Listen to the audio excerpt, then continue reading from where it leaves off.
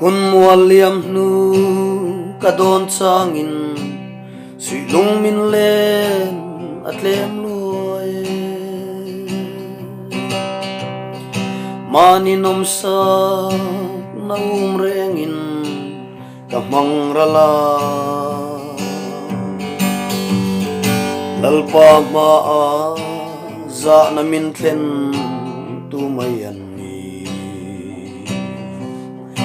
tu na kau ki le kanuam nge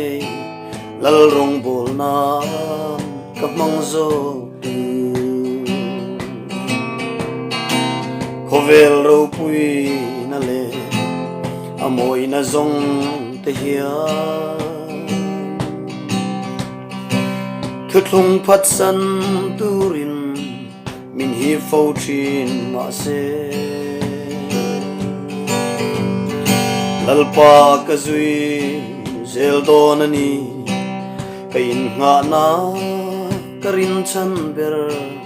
lalpa ka thang ber che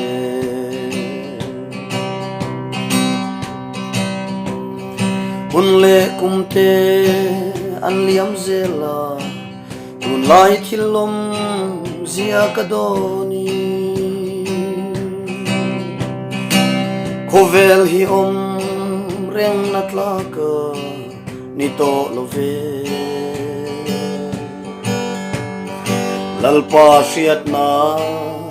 matlan me te zong zong chu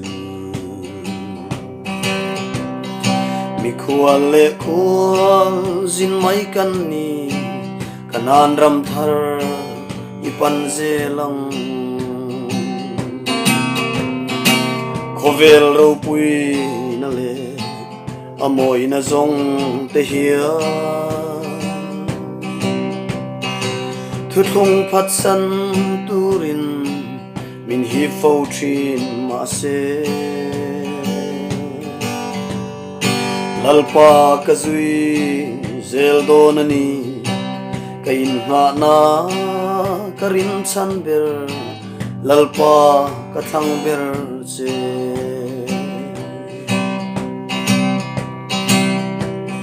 tuile thara va piang thar ten khovel she an chua sanang ju thu chuma na isuan min lo tiam to a chanem nga ya kan sil poin oi lo ma se inga nge kan za mayang le Krista aya palai kan ni khovel ro pui amoi na zong te hia thut lung phat san turin min hi fo chin ma se lalpa ka zui zel don ani kain nga na karin chan ber lalpa ka thang ber che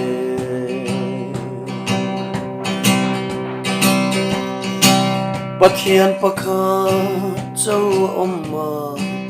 aming chulal isuani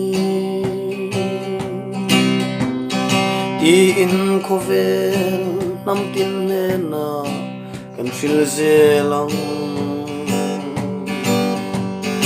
ama minga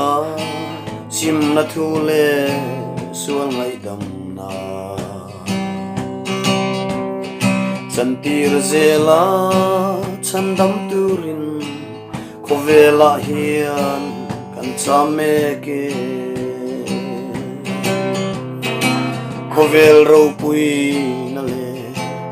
amoi na zong te hia thut lung phat san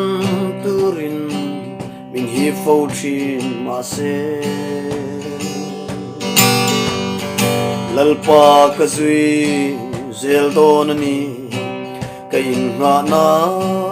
karin chan ber lalpa ka thlang ber che kain nga na karin chan ber lalpa ka thlang ber che